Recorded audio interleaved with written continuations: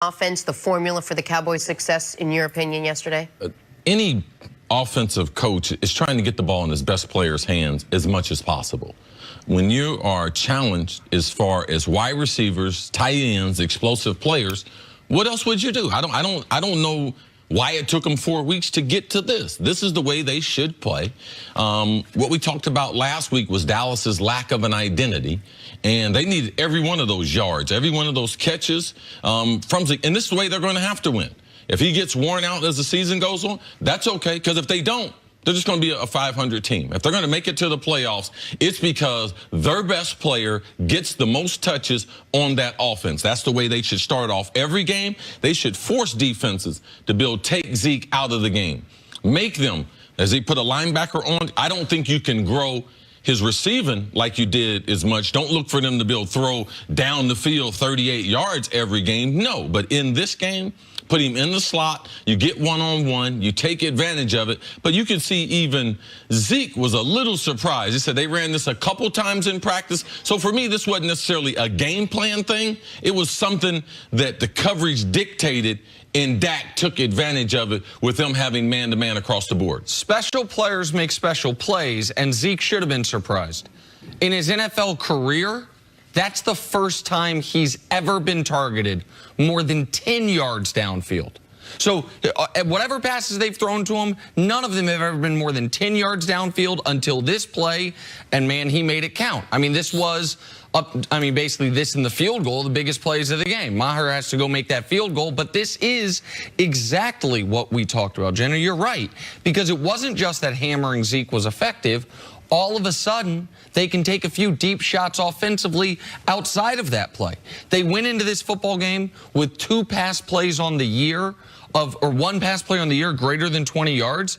Yesterday, they had 4 greater than 30 yards. Like, it wasn't, there was a screen to Zeke, there was that play to Zeke, but Jeff Swaim had one, Michael Gallup had one, and if Dak's going to be effective, it's not going to be the 72% Drew Brees completions. It's going to have to be with some shots downfield. This is exactly what Dallas has to do. Now, a critic would say, you had Zeke's career best game, and it took a field goal at the gun to win it. To win, I get that, but they had to win. Philly couldn't win. Like, their division is, all of a sudden, they look at it, they say, okay, we're a game behind Washington or a half game behind Washington in our division. We'll deal with that.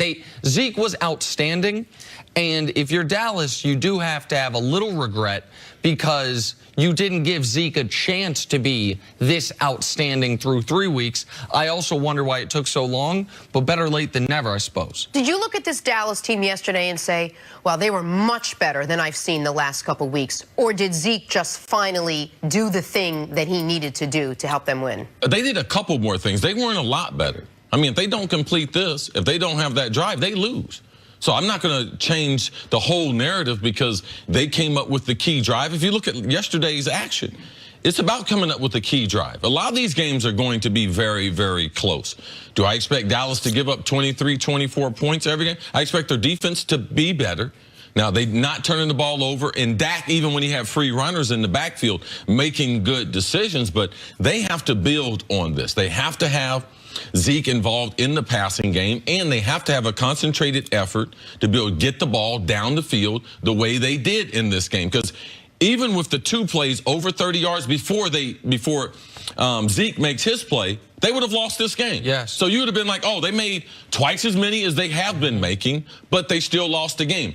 I don't like the fact with 180 yards rushing that this was still a close game. You would think 2016, if Dallas had 180 yards rushing, they're going to blow you out, beat you by at least 17, 20 points. No, this team is not as talented. So even when they dominate with the running game, which they have to week after week, this was still a game that could have been won by either team at the end. And this is, we talk about this all the time between college and pro. Almost all these games are going to come down to a drive. And the Cowboys made the plays. There's a reason that a 7-point line in an NFL game is considered a huge line. Like, these games are supposed to be 3- and 4-point games. But if you just looked at the box score and you say, all right, so Dallas had 10 first downs rushing the football. Forget any first downs passing. They only committed 2 penalties. Dak took care of the football.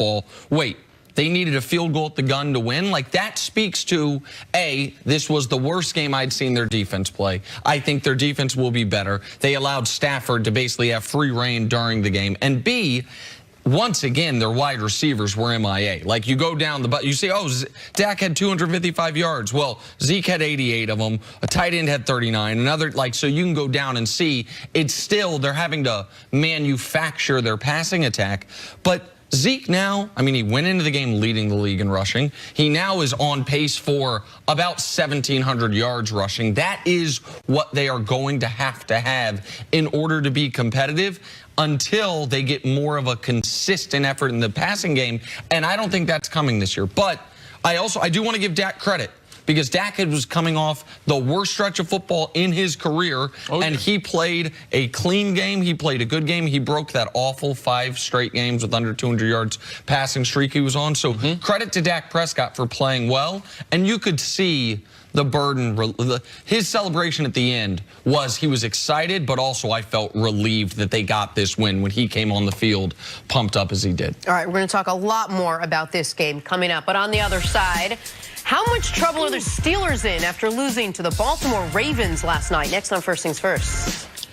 I've been telling you since we started this show, Nick, the Steelers. What about it? What you been telling me?